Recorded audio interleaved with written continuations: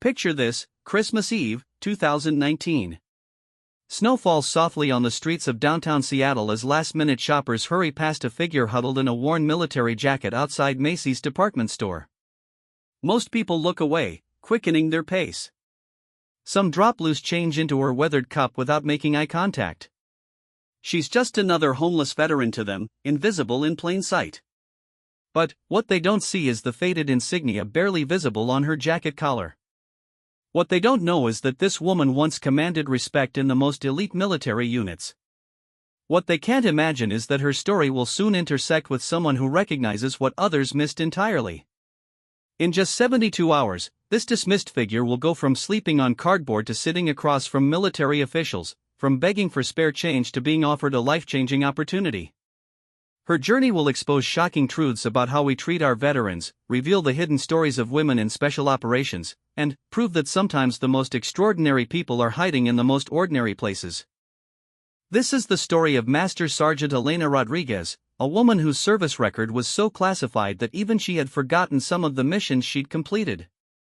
This is about how one observant Navy SEAL's curiosity on Christmas Eve would unravel a mystery that had been buried in military bureaucracy for over a decade. Sometimes the most powerful stories begin with what we choose not to see. Elena Rodriguez had been invisible for so long that she sometimes wondered if she was actually there at all. The morning of December 24, 2019, found her in the same spot she'd occupied for the past 3 months, a narrow alcove between the Macy's entrance and a coffee shop on Pine Street in downtown Seattle. Her military-issue sleeping bag, now more gray than green, was rolled tight beside her worn backpack. Everything she owned in the world fit into that single bag. The irony wasn't lost on her.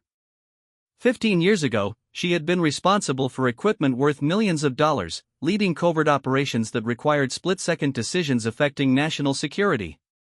Now she couldn't afford a cup of coffee.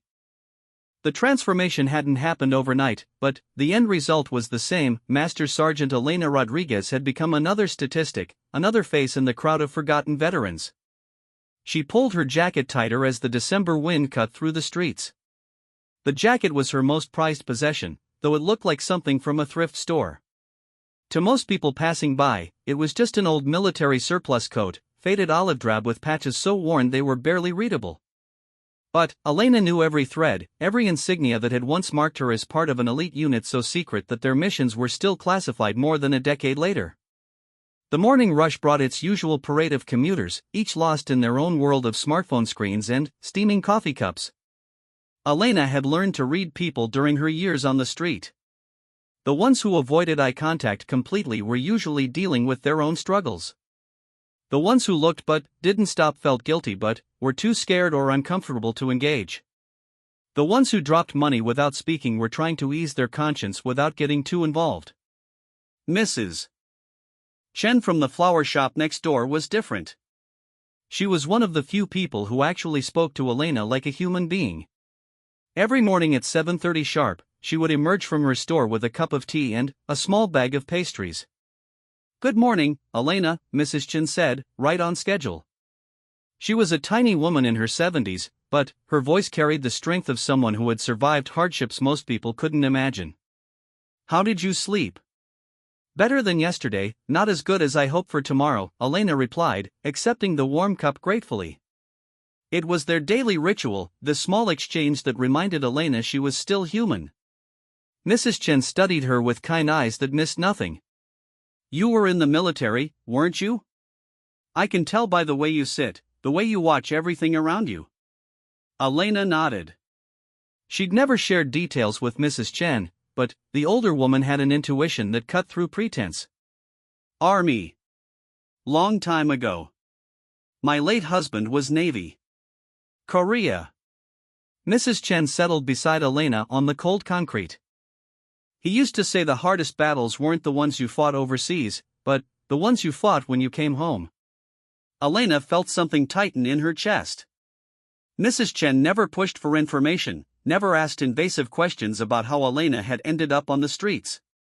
She simply offered human connection without judgment, something that had become rarer than gold in Elena's world. "What branch?" Mrs. Chen asked, glancing at the faded patches on Elena's jacket.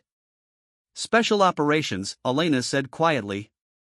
Even now, years later, she felt the weight of security clearances and oaths that had shaped her entire adult life. Can't really talk about most of it. Mrs. Chen nodded with understanding. My husband was the same way. Took some secrets to his grave. She paused, studying Elena's face. But the hardest part was that nobody really understood what he'd been through. Made him feel alone even when he wasn't. The conversation was interrupted by a commotion near the bus stop. A young man in expensive clothes was arguing loudly with a store security guard about something involving his backpack. Elena's training kicked in automatically. She assessed the situation, noted exits, identified potential threats or weapons, catalogued the positions of bystanders. Even after years on the street, her mind still worked like a soldier's. You still see everything, don't you? Mrs. Chen observed quietly. Elena realized she'd been unconsciously scanning the area, her body language shifting into alert mode. Hard to turn it off, she admitted. Maybe that's not something you should want to turn off, Mrs. Chen said thoughtfully. Maybe that's exactly what someone needs you to remember. As the morning progressed, Elena watched the familiar patterns of city life unfold around her. Business people hurried past, tourists consulted maps and phones, shoppers emerged from stores with bags full of last-minute Christmas gifts. She had become part of the backdrop, as invisible as the fire hydrant or street lamp. Around noon, a group of teenagers approached. Elena tensed, experience having taught her that young men in groups could mean trouble. But, instead of harassment, they surprised her by dropping a $20 bill into her cup. Merry Christmas, one of them said. Thank you for your service. Elena looked up, startled. The boy couldn't have been more than 17, but his eyes held genuine respect. How did you know? My dad's a Marine, he replied. He taught me to recognize the signs. Said people like you deserve better. After they left, Elena sat staring at the $20 bill.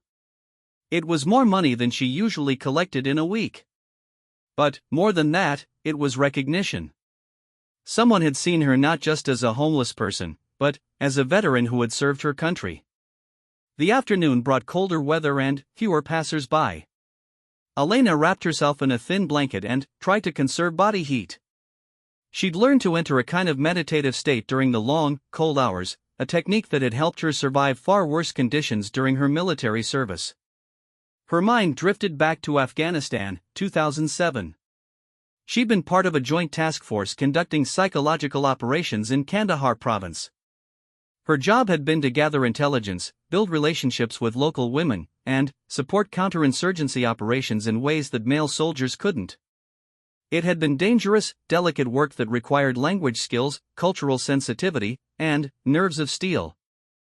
She remembered the weight of responsibility, the lives that depended on her ability to read people, to detect deception, to make connections that could prevent attacks. She remembered the satisfaction of successful missions, the camaraderie with her team, the pride in wearing the uniform and serving something bigger than herself. How had she gone from that to this? The answer was complicated, involving a combination of factors that had created a perfect storm of circumstances. A training accident that resulted in chronic pain and PTSD. A medical discharge that came with insufficient support. A struggle with prescription painkillers that led to addiction. The loss of her security clearance and, with it, most job prospects that matched her skills. A series of relationships that couldn't survive the weight of her trauma. Medical bills that consumed her savings. Bureaucratic delays in veterans' benefits. Each setback had made the next one more likely, until the slide became irreversible. But, even in her darkest moments, Elena had never forgotten who she was underneath the circumstances. She was still Master Sergeant Rodriguez, still the woman who had earned the respect of some of the toughest soldiers in the world, still someone who had made a difference when it mattered. As evening approached, the street began to empty. Store owners were closing early for Christmas Eve, and the usual foot traffic was thinning out. Elena knew this would be a long night. Christmas Eve was always hard for people on the street. The contrast between the warmth and celebration happening behind closed doors and the cold reality of sidewalk life was particularly sharp. She was arranging her sleeping bag when she noticed him. A man in his 30s, medium height, walking with the controlled movements of someone accustomed to physical discipline. Unlike most passers-by, he wasn't looking at his phone or hurrying to get somewhere else. He was observing, processing information the way someone with tactical training learns to do. Their eyes met for just a moment, and Elena saw something she hadn't seen in a long time: recognition. Not pity, not discomfort, not the hurried acknowledgement most people gave her, but actual recognition. As if he was seeing not just a homeless person, but someone whose story might be worth knowing. The man paused, seemed to consider something, then continued walking. But Elena had caught something in his expression, a flicker of curiosity or concern that suggested their interaction wasn't over. As she settled into her sleeping bag that Christmas Eve, Elena wondered if tomorrow would bring just another day of invisible existence, or if something was about to change. She'd learned not to hope too much during her time on the streets, but tonight something felt different. The man who had looked at her with recognition wasn't just anyone walking by. Though she didn't know it yet, he was Lieutenant Commander Marcus Thompson, a Navy SEAL on leave for the holidays, someone whose training had taught him to notice details that others missed. And what he'd noticed on Elena's jacket was something that would change both their lives forever. Marcus Thompson couldn't shake what he'd seen. Christmas morning found him in his hotel room at the Four Seasons, staring out at the Seattle skyline while nursing his second cup of coffee. He was supposed to be on vacation, taking a rare break from his duties as a Navy SEAL instructor at Naval Special Warfare Command. But his mind kept returning to the woman he'd encountered the previous evening. It wasn't unusual to see homeless veterans on the streets. Marcus had volunteered at shelters enough to know that far too many people who had served their country were struggling to get by. What was unusual was the insignia he'd glimpsed on her jacket. Most people wouldn't have recognized it, wouldn't have known what those faded patches represented. But Marcus did. He'd seen that particular combination of insignia only a handful of times in his 15-year career, and always on people whose service records were largely classified. The eagle patch was from the 160th Special Operations Aviation Regiment, known as the Night Stalkers. The other symbol, barely visible under years of wear and weather, was from a joint task force that operated so far off the books that its existence was rarely acknowledged. Marcus finished his coffee and made a decision. Instead of spending Christmas morning at the hotel gym as planned, he was going back to Pine Street. The downtown area was eerily quiet on Christmas morning. Most businesses were closed, the usual crowds of shoppers and commuters replaced by the occasional jogger or dog walker. When Marcus reached the spot where he'd seen the woman the night before, she was still there, wrapped in a sleeping bag that had seen better days. She was awake, sitting with her back against the building wall, watching the empty street with the alertness of someone who had learned not to let her guard down completely. When she saw him approaching, her posture shifted slightly. Not defensive, but ready. It was a subtle movement that confirmed what Marcus already suspected. "Morning," he said, keeping his distance to avoid seeming threatening. "Mind if I ask you something?" Elena looked up at him, her dark eyes sharp despite her circumstances. She recognized him from the previous evening, the man who had looked at her with something other than pity or disgust. "Depends on what you want to know." "That patch on your jacket," Marcus said carefully. "The one that's mostly worn off near your left shoulder." "Where'd you get it?" Elena's hand instinctively moved to cover the area he was talking about. Her expression hardened. "Thrift store." "Why?" Marcus could see she was lying, but he understood why. People in her situation had to be careful about sharing personal information. "Because I've only seen that insignia on people with very specific backgrounds. And I'm wondering if maybe you're not getting the help you deserve because nobody knows what you've actually done for this country." For a long moment, Elena said nothing. She studied Marcus with the intensity of someone trained to read people under pressure. Finally, she asked, "What's your background?" "Navy. Special warfare." Marcus reached slowly into his jacket and pulled out his military ID. "Lieutenant Commander Marcus Thompson." Currently assigned to NSW Command in Coronado. Elena examined the ID carefully. Her military training had included document verification, and she could spot a fake from across the room. This was real. Okay, she said slowly. So you're a SEAL. That doesn't answer my question about why you're here. Because I saw something that doesn't add up, Marcus replied honestly. Someone with your bearing, your awareness, your gear, doesn't usually end up on the street without something going very wrong in the system. And if I'm right about what those patches represent, then you've probably been through things that deserve a lot more recognition and support than you're getting. Elena felt something she hadn't experienced in years, the possibility that someone might actually understand. But hope was dangerous when you'd been disappointed too many times. Even if you're right, she said carefully, what difference would it make? The system doesn't care about people like me. Marcus sat down on the sidewalk a few feet away from her, ignoring the cold concrete. The action surprised Elena. Military officers didn't usually sit on sidewalks with homeless people, even homeless veterans. Tell me about the system, he said. Tell me what went wrong. So Elena did. Slowly at first, then, with growing trust as she recognized that Marcus was really listening. She told him about the training accident that had damaged her spine and left her with chronic pain. About the medical discharge that came with promises of support that never materialized. About the prescription painkillers that had become her only escape from both physical and psychological pain.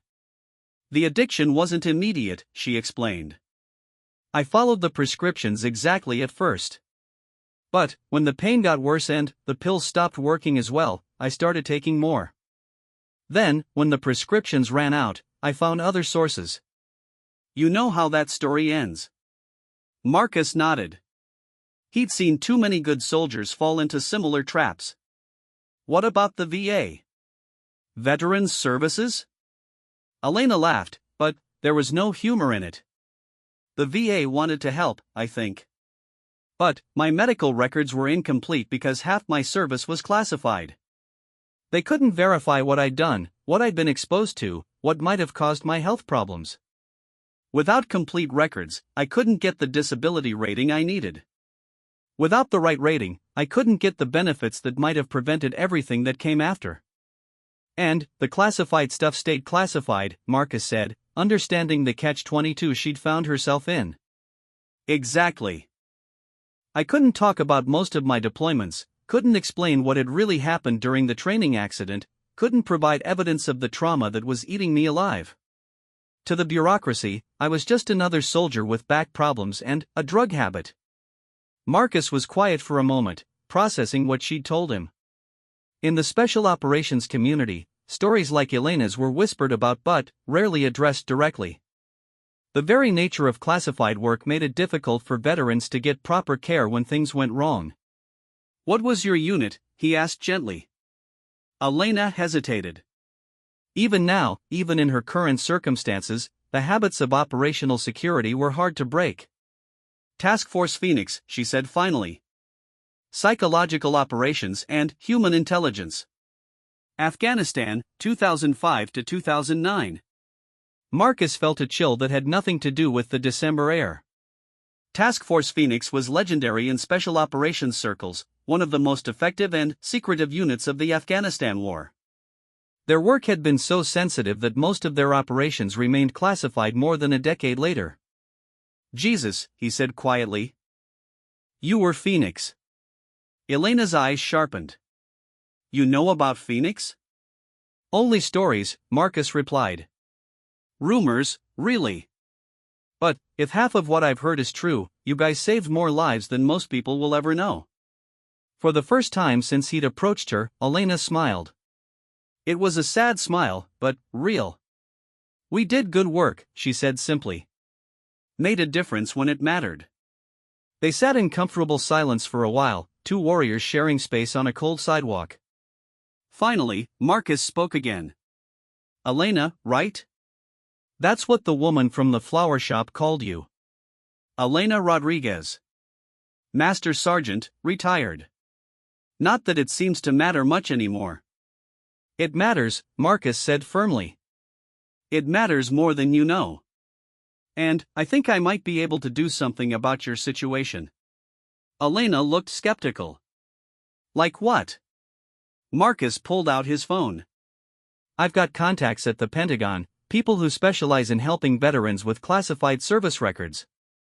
There are programs specifically designed for people in your situation, but they're not well publicized because most people don't know they exist. I've heard promises before, Elena said warily. This isn't a promise, Marcus replied. This is me making some phone calls and seeing what's possible. No guarantees, no false hope. Just one soldier trying to help another get what she's earned. Elena studied his face, looking for signs of deception or misguided optimism. What she saw instead was determination and genuine concern. Why? She asked. Why do you care about a stranger you met on the street? Marcus considered the question seriously. Because I've been where you've been, just not as far down the slope. Because the people who do the hardest jobs for this country deserve better when things go wrong. And because recognizing that patch on your jacket might be the most important thing I do this Christmas. He stood up and brushed off his jeans. I'm going to make some calls. Can I find you here later today? Elena nodded slowly. I'm not going anywhere. Good. And, Elena? Don't give up yet. Sometimes the system works, it just takes someone who knows how to navigate it. After Marcus left, Elena remained sitting against the building wall, but something had changed. For the first time in years, she felt seen. Not just as a homeless person or even as a veteran, but as the soldier she had been, the person whose service had mattered. Mrs. Chen appeared around noon with Christmas dinner in a takeout container. You look different today, she observed, settling beside Elena with her own meal. Maybe I feel different, Elena replied. Good different or worried different? Elena considered the question. Hopeful different, which might be the most dangerous kind. Mrs. Chen smiled. Hope is only dangerous if you're not ready for things to change. Are you ready for things to change? Elena thought about the question as she ate. For years, she'd been surviving day by day, focused only on getting through each 24-hour period. The idea that her circumstances might actually improve had seemed so impossible that she'd stopped allowing herself to consider it. I don't know, she said honestly. I've been Elena the homeless woman for so long, I'm not sure I remember how to be Elena the soldier anymore. Maybe you don't have to choose, Mrs. Chen suggested. Maybe you can be Elena the person who survived something difficult and is ready for what comes next. That afternoon, Marcus returned with news that would change everything. But, as Elena waited, watching the Christmas Day foot traffic flow past her alcove, she began to allow herself to imagine that tomorrow might look different from today. It was a terrifying thought and an exhilarating one at the same time. The master sergeant who had once led classified operations in Afghanistan was still there, underneath the circumstances that had buried her. And, maybe, just maybe, someone was finally ready to help her remember who she really was. When Marcus returned to Pine Street at 4 o'clock that afternoon, he wasn't alone. Walking beside him was a woman in her 50s, dressed professionally despite it being Christmas Day. Elena noticed immediately that she moved with military bearing, her sharp eyes taking in the surroundings with practiced assessment. Elena, this is Colonel Sarah Mitchell, Marcus said by way of introduction. She works with a special division at the Pentagon that handles cases involving classified service records and veteran affairs. Colonel Mitchell extended her hand to Elena, who hesitated only briefly before accepting it. The colonel's grip was firm, respectful, the handshake of one professional acknowledging another. Master Sergeant Rodriguez, Colonel Mitchell said, and Elena felt a jolt of recognition at hearing her rank spoken with respect. Lieutenant Commander Thompson tells me you served with Task Force Phoenix. I'd like to hear about that, if you're willing to discuss it. Elena looked between Marcus and the colonel, still not quite believing this was happening. Here? On the sidewalk? We can go wherever you're comfortable, Colonel Mitchell replied. But, I should tell you up front that time is important. I've spent the morning making calls and reviewing what records I can access, and there are some things we need to address immediately. Mrs. Chen appeared as if summoned, carrying a thermos of hot coffee and wearing her best coat. "Elena, dear, why don't you use my shop for your meeting? It's warm, private, and these people look like they have important business to discuss." 20 minutes later, Elena found herself sitting in the back room of Chen's Flowers, surrounded by the scent of roses and eucalyptus, facing two military officers who seemed to know more about her past than she'd remembered herself. Colonel Mitchell had spread several documents across Mrs. Chen's work table, each one stamped with various classification markings. "Elena, I need to start by asking you some questions that might seem strange, given your current circumstances. But I need you to think carefully before you answer." Elena nodded, her mind already shifting into the focused state she'd learned during intelligence training. Whatever was happening here was serious. "Do you remember an operation in Kandahar province in March 2008, involving the extraction of a high-value intelligence asset and her family?" the colonel asked. The question hit Elena like a physical blow. She hadn't thought about that particular mission in years, had tried not to think about it because of what had happened afterward. "Operation Nightingale," she said quietly. "That's right. Can you tell me what role you played in that operation?" Elena closed her eyes, allowing the memories to surface. "I was the primary handler for the asset. A woman named Farida who had been providing intelligence about Taliban operations in the region. Her cover had been blown, and she and her two daughters were in immediate danger." "Go on," Colonel Mitchell encouraged. "The extraction was supposed to be routine. We'd done similar operations before. But something went wrong with the intelligence. When our team reached the safe house, it was already compromised. Taliban fighters were waiting for us." Elena's voice grew quieter as the memories became more vivid. "Farida had been captured 3 hours before our arrival. We found evidence that she'd been tortured for information. The Taliban knew we were coming." Marcus leaned forward. "What happened next?" "I made a decision that wasn't in the operational plan," Elena said, meeting Colonel Mitchell's eyes. "I convinced the team leader to authorize a rescue attempt instead of aborting the mission. Farida was still alive, and I knew if we left her, she'd die slowly." Colonel Mitchell made a note on her tablet. "The official record shows that the operation was a failure, with one asset Kia and no intelligence recovered." Elena felt anger rising in her chest. "The official record is wrong. We got Farida and her daughters out alive. We also recovered a substantial amount of intelligence about Taliban operations that saved American lives.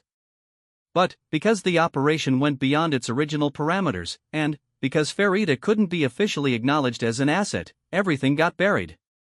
"That's what I was hoping you'd say," Colonel Mitchell said, surprising Elena. "Because I spent the last 6 hours talking to people who were involved in the aftermath of Operation Nightingale. People who are now in very high positions and who remember exactly what you did that night." She turned her tablet around to show Elena a photograph. It was a family, a woman in her 40s and 2 teenage girls, all smiling at the camera. Farida al-Rashid and her daughters, Amina and Layla. Farida is now a professor of Middle Eastern Studies at Georgetown University. Amina just graduated from medical school. Layla is studying international law at Harvard. Elena stared at the photograph, feeling emotions she'd buried for years threatening to overwhelm her. "They're alive," she whispered. "More than alive," Colonel Mitchell continued. "They're thriving. And they've never forgotten who saved them. When I contacted Dr. Al-Rashid this morning and told her I was trying to verify the service record of Elena Rodriguez, she said something I'll never forget: that woman didn't just save our lives. She saved our future." Elena felt tears starting, and she wiped them away roughly. She'd trained herself not to cry, not to show vulnerability on the streets where weakness could be dangerous. Marcus handed her a bottle of water. "There's more," he said gently. Colonel Mitchell pulled out another set of documents. "The intelligence you recovered during that operation led to the disruption of a major Taliban offensive that would have targeted a convoy carrying a congressional delegation. The information you obtained prevented what could have been a massive international incident." "Then, why?" Elena began, then stopped. she knew why. The same reason so many classified operations never received recognition. Politics, bureaucracy, the need to protect sources and methods. Why were you left to fall through the cracks? Colonel Mitchell finished. Because the people who should have been tracking your contributions weren't communicating with the people handling your medical care. Because your service record was so compartmentalized that the left hand literally didn't know what the right hand was doing. She leaned forward, her expression serious. Elena, you've been living on the streets for 3 years, struggling with addiction and poverty, while your service record shows you as one of the most decorated intelligence operatives of your generation. Do you understand how wrong that is? Elena laughed, but it came out more like a sob. So what happens now? Someone says, "Oops, sorry, we forgot about you," and everything goes back to normal? Not normal, Colonel Mitchell replied. Better. Much better. But, first, I need you to make a decision. Are you ready to be Master Sergeant Rodriguez again? Because the woman who saved Farida al-Rashid and her family, who prevented a terrorist attack that could have killed dozens of Americans, that woman deserves a hell of a lot more than sleeping in doorways. Elena looked around the small room, at Mrs. Chun who was pretending to arrange flowers while obviously listening to every word, at Marcus who had cared enough about a stranger to make this happen, at Colonel Mitchell who had spent her Christmas day uncovering a story that had been buried for over a decade. What would being Master Sergeant Rodriguez again look like, she asked. Colonel Mitchell smiled for the first time since they'd met. Full medical disability rating, retroactive to your discharge date. Complete healthcare through the VA with specialized treatment for PTSD and chronic pain. Back pay for the benefits you should have been receiving all along. Priority housing assistance. And job opportunities that match your actual skill level, not just whatever minimum wage work assumes veterans can handle. How much back pay? Elena asked, hardly daring to believe what she was hearing. Marcus answered. Based on what Colonel Mitchell found in your records, approximately $140,000. The number hit Elena like a physical blow. She'd been scraping together change for food while the government owed her enough money to completely change her life. But, here's the thing, Colonel Mitchell continued. This isn't charity. This isn't someone feeling sorry for you because of your circumstances. This is the United States military finally giving you what you earned through your service. You saved American lives, Elena. Multiple times. And it's long past time that sacrifice was properly recognized. Elena sat in silence, trying to process everything she'd learned.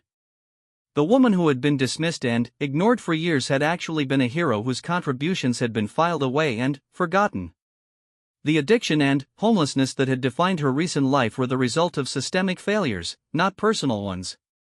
There's one more thing, Colonel Mitchell said quietly. Dr. Al-Rashid asked me to give you a message. She said to tell you that her daughters pray for you every night, and that they're both pursuing careers in public service because of the example you set. She wants to know if you'd be willing to meet with them once you're ready. That broke something loose inside Elena. She began crying in earnest now, all the pain and shame and hopelessness of the past few years pouring out. But, mixed with the grief was something else, relief, gratitude, and the slow dawning of possibility. Mrs. Chen appeared with a box of tissues and a gentle hand on Elena's shoulder. It's okay to cry, dear. Sometimes tears are how we wash away the old story to make room for the new one. Marcus and Colonel Mitchell waited patiently while Elena composed herself. When she finally looked up, her eyes were red but clear. When do we start? She asked. Colonel Mitchell checked her watch. The paperwork processing will take a few days, even with priority handling. But I can have you in temporary housing tonight, and we can begin medical evaluation first thing after the holidays. Are you ready for your life to change, Elena? Elena thought about the question seriously. Change was terrifying when you'd been surviving in the margins for so long. But she thought about Farida and her daughters, about the lives she'd saved, about the soldier she'd been before everything went wrong. Master Sergeant Rodriguez is ready, she said finally. And, for the first time in years, Elena truly meant it. 6 months later, Elena Rodriguez sat in a conference room at the VA Medical Center in Seattle, looking out at a view of Elliott Bay that would have seemed impossible from her previous vantage point on Pine Street. She wore civilian clothes, neat slacks and a button-down shirt, but her posture carried the unmistakable bearing of someone who had served. The transformation wasn't just external. For the first time in years, Elena felt like herself again. Dr. James Harrison, her addiction counselor, reviewed the notes from their session. "How are you feeling about the 6-month mark?" "Strange," Elena replied honestly. 6 months ago I was sleeping on cardboard. Yesterday I signed a lease on a 1-bedroom apartment in Capitol Hill. Sometimes I wake up and forget which reality I'm in. The journey back hadn't been linear or easy. The first month had been the hardest, spent in a transitional housing facility while her paperwork wound through the system and her body detoxed from both street drugs and the survival mechanisms that had kept her alive. There had been nights when she'd wanted to walk out, to return to the familiar discomfort of the streets rather than face the uncertain process of rebuilding her life. But Colonel Mitchell had been true to her word. Every promise made in Mrs. Chen's flower shop had been kept, and then some. The back pay had come through exactly as calculated. More importantly, the recognition of her service record had opened doors that Elena had never known existed. "Tell me about the job interview yesterday," Dr. Harrison prompted. Elena smiled, something that was becoming more natural as the months passed. "It went well. Really well. They're looking for someone to head up their veteran outreach program, someone who understands both military culture and the challenges veterans face when they come home." The position was with a non-profit organization that worked with homeless veterans throughout the Pacific Northwest. When Elena had first heard about the opening, she'd assumed she wasn't qualified. 3 years on the street didn't look impressive on a resume, regardless of her previous military service. But the interview had surprised her. The organization's director, a former Marine named David Kim, had been more interested in her recent experiences than her distant past. "We can train someone to understand policy and procedure," he'd told her. "What we can't train is the credibility that comes from having actually lived what our clients are going through. You've been where they are, and you found your way back. That's exactly what we need. How do you feel about potentially working with people who are currently where you were 6 months ago?" Dr. Harrison asked. Elena considered the question carefully. "Scared," she admitted. "But also excited. I keep thinking about how different things might have been if someone like Colonel Mitchell had found me in year 1 instead of year 3. How many people are out there right now who just need someone who knows how to navigate the system? The work wouldn't be easy." Elena knew that better than most. Homelessness among veterans was a complex problem with no simple solutions. Mental health issues, addiction, bureaucratic barriers, and social stigma all combined to create seemingly insurmountable challenges. But Elena also knew something that many social workers and case managers didn't: how it felt to be invisible, to be dismissed, to have your service record buried under circumstances beyond your control. "Have you thought about what you'll do if you encounter someone who reminds you too much of where you were?" Dr. Harrison continued. It was a valid concern. Elena's recovery was solid but still relatively new. Being around active addiction and acute homelessness could be triggering, especially when coupled with the stress of a new job. "I've thought about it a lot," Elena replied. "And I think the key is remembering that I'm not trying to save everyone. I'm just trying to make sure people don't fall through the cracks the way I did. Sometimes that might mean getting them into housing. Sometimes it might mean helping them access medical care. And sometimes it might just mean making sure they know someone sees them as a human being instead of a problem to be managed." The conversation was interrupted by a knock on the door. Dr. Harrison's assistant poked her head in. "Elena, there are some people here to see you." Elena's first instinct was worry. Unexpected visitors had rarely brought good news during her years on the street. But when she followed the assistant to the waiting room, she found herself face to face with 3 women she recognized from a photograph: Dr. Farida Al-Rashid and her 2 daughters. "Elena," Dr. Farida said, stepping forward with tears in her eyes. We've been hoping to meet you for so many years. The reunion was emotional in ways Elena hadn't expected. She'd saved these people, but, in a very real sense, they'd saved her too. Their existence, their success, their continued gratitude had given meaning to the sacrifices Elena had made during her military service. Knowing they were thriving had helped her believe that her own recovery was possible. Amina, now Dr. Amina al-Rashid, had just completed her residency in emergency medicine. I became a doctor because of you, she told Elena simply. You showed me that sometimes the most important thing you can do is refuse to give up on people, even when the situation looks hopeless. Layla, finishing her final year at Harvard Law School, had chosen to specialize in immigration law and veterans' rights. I'm writing my thesis on the legal frameworks that leave veterans like you without proper support, she explained. I want to make sure what happened to you doesn't happen to others. As they talked, Elena began to understand the ripple effects of the decision she'd made that night in Afghanistan. Saving Farida and her daughters hadn't just preserved 3 lives, it had created a generational impact that was still unfolding. Dr. Farida's research on Middle Eastern political systems had influenced policy decisions. Amina's medical work had saved countless lives. Layla's legal advocacy was changing how the system treated vulnerable veterans. We brought something for you, Dr. Farida said, pulling out a wrapped package. We hope it's appropriate. Inside was a photograph in a silver frame. It showed Elena in her military uniform, taken during a rare moment of downtime between operations.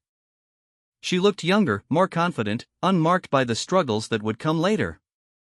But what struck Elena most was the expression in her own eyes: determination, compassion, and an unshakable sense of purpose. Where did you get this? Elena asked, her voice barely a whisper. From your old unit commander, Amina replied. We tracked him down last year when we started trying to find you. He said this was taken the day after Operation Nightingale, and that he'd never seen anyone more determined to do the right thing regardless of the cost. Elena stared at the photograph, seeing herself as she'd been before everything went wrong. But, instead of sadness for what she'd lost, she felt something unexpected: recognition that the person in the photograph was still there, underneath all the experiences that had come after. Later that evening, Elena sat in her new apartment, the photograph placed prominently on her kitchen table. The apartment was small but clean, with large windows that let in natural light and a view of the city that reminded her how far she'd come. It wasn't luxurious, but it was hers. Marcus had stopped by earlier with Thai takeout and congratulations on the job offer.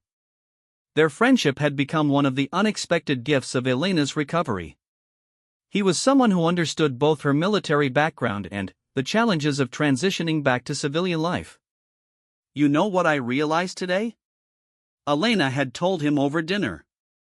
I spent 3 years thinking my story was about failure. About a soldier who couldn't handle coming home, who'd lost everything that mattered. But maybe that was never the real story. What's the real story? Marcus had asked. Maybe it's about a soldier who faced an impossible situation and found a way to survive it. Who lost everything and, then, figured out how to build it back up again. Who discovered that the skills that made her good at military service also made her good at helping other people who were struggling. Marcus had smiled. That's a much better story. It's also a true story, Elena had replied. Now, alone in her apartment, Elena picked up the phone and dialed Colonel Mitchell's number. It was late, but the colonel had told Elena to call anytime if she had news about her progress. Elena, Colonel Mitchell answered on the second ring. How did the interview go? I got the job, Elena said. I start Monday. Outstanding. I knew you would. How are you feeling about it? Elena looked around her apartment, at the photograph of her younger self, at the stack of paperwork documenting her recovery and progress. Like Master Sergeant Rodriguez is finally ready to get back to work, she said. Good, Colonel Mitchell replied. Because there's something else I wanted to discuss with you. The Pentagon is considering establishing a new program to prevent veterans with classified service records from falling through the cracks like you did. They want someone with first-hand experience to help design it. Interested? Elena felt that familiar surge of purpose, the same feeling she'd had when accepting difficult missions during her military service. "Very interested," she said. As she hung up the phone, Elena realized that her journey wasn't ending with her recovery. It was beginning again, this time with a mission she understood better than anyone, making sure that no veteran who had served with honor would be abandoned by the system they'd sacrificed to protect. The woman who had been dismissed as homeless 6 months ago was about to become an advocate for change at the highest levels of government. It was a transformation that proved something Elena was only just beginning to believe: sometimes the most broken places in our stories are where the most important chapters begin. 2 years after that Christmas Eve encounter on Pine Street, Elena Rodriguez stood at a podium in the Pentagon, addressing an audience that included senior military officials, VA administrators, and members of Congress. The conference room was filled with the kind of people who made policy decisions affecting millions of veterans, and they were all there to hear what she had to say. 3 years ago, I was sleeping on a sidewalk in Seattle, dismissed by society as just another homeless veteran who couldn't get her life together, Elena began, her voice steady and clear. What nobody knew, including me for a while, was that I had served with distinction in classified operations that saved American lives and prevented terrorist attacks. I fell through the cracks not because I failed the system, but because the system failed me. The room was completely silent. Elena had learned to read audiences during her military service, and she could feel the attention of everyone present focused on her words. Today, I'm here to present the findings and recommendations of the Classified Service Veterans Support Task Force, an initiative designed to ensure that no service member who sacrificed for classified operations will ever be abandoned the way I was. The past 2 years had been a whirlwind of activity. Elena's position with the Veteran Outreach nonprofit had quickly expanded into consulting work with government agencies. Her unique perspective as someone who had experienced both elite military service and homelessness made her invaluable in bridging the gap between policymakers and the veterans they were trying to serve. The task force had been Colonel Mitchell's idea, proposed after Elena had successfully helped identify and assist dozens of veterans whose classified service records had created barriers to receiving proper care. The Pentagon had initially been skeptical about creating a new program, but Elena's results spoke for themselves. Our pilot program has processed 437 cases of veterans with classified service records who were receiving inadequate support, Elena continued.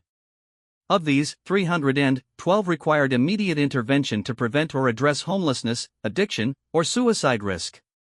The average time to resolution was 6 weeks, compared to the previous average of 18 months or more. Elena clicked to her next slide, showing a photograph of a man in his 40s standing outside a new apartment building. This is Sergeant First Class Michael Santos, Army Special Forces. He spent 8 months homeless in Phoenix after his PTSD claim was denied due to incomplete service records. Through our intervention, he now has full disability benefits, stable housing, and a job as a counselor working with other veterans. The next slide showed a woman in professional attire standing in front of a university building. This is Lieutenant Commander Sarah Williams, Naval Intelligence. She was working minimum wage retail jobs despite having a master's degree and 15 years of distinguished service, because her security clearance had been revoked following an addiction issue and she couldn't get appropriate treatment through the VA. She's now completing a doctorate in international relations and working as a consultant on Middle Eastern affairs. Elena moved through case after case, each one representing a life that had been transformed through proper recognition of classified service. But she also shared the failures, the veterans they hadn't been able to help in time, the systemic issues that continued to create barriers. The fundamental problem isn't lack of resources or even lack of goodwill, Elena explained. The problem is fragmentation. The people who handle security clearances don't talk to the people who process veterans' benefits. The doctors who treat PTSD don't have access to the mission records that would help them understand what caused it. The social workers trying to house homeless veterans don't know that some of their clients are heroes whose service records are locked away in classified files. She paused, making eye contact with several key decision-makers in the audience. We're not asking for classified information to be declassified. We're asking for a system that can recognize the value of classified service without compromising operational security. The presentation continued for another hour, detailing specific recommendations for policy changes, funding requirements, and implementation timelines. But Elena knew the most important part wasn't the statistics or bureaucratic solutions. It was the human stories, the faces behind the numbers, the recognition that every veteran struggling with homelessness or addiction or suicide had once been someone willing to sacrifice everything for their country. After the formal presentation, Elena found herself surrounded by officials wanting more details, offering support, or sharing their own stories of veterans who had been failed by the system. The response was overwhelming and encouraging, but Elena had learned to be cautious about promises made in conference rooms versus actions taken in the field. "That was impressive," said a voice behind her. Elena turned to see General Patricia Hayes, the four-star general who oversaw much of the Pentagon's Veterans Affairs coordination. "When can you start implementing these recommendations?" Elena blinked in surprise. "Start implementing? You didn't think we brought you here just to listen to a presentation, did you?" General Hayes smiled. "Congress approved funding for a new office dedicated to classified service veterans affairs. We want you to head it up." The offer was everything Elena could have hoped for when she first started working on these issues. A chance to create lasting change, to prevent other veterans from experiencing what she'd gone through, to build a system that actually worked for the people who needed it most. But it was also terrifying. Taking a position at the Pentagon would mean leaving the direct service work that had become her passion, moving from helping individual veterans to managing bureaucracy and policy. "I need some time to think about it," Elena said. "Of course. Take all the time you need. But, Elena, I hope you'll seriously consider it. You've proven that someone who's lived this experience can create solutions that work. We need that perspective at the highest levels." That evening, Elena walked the streets of downtown Seattle, retracing the route that had once defined the boundaries of her world. She passed the alcove where she'd spent 3 years of her life, the coffee shop where Mrs. Chen still worked every day, the street corners where she'd learned to become invisible. The area looked different now, partly because the city had changed but mostly because Elena's perspective had shifted so dramatically.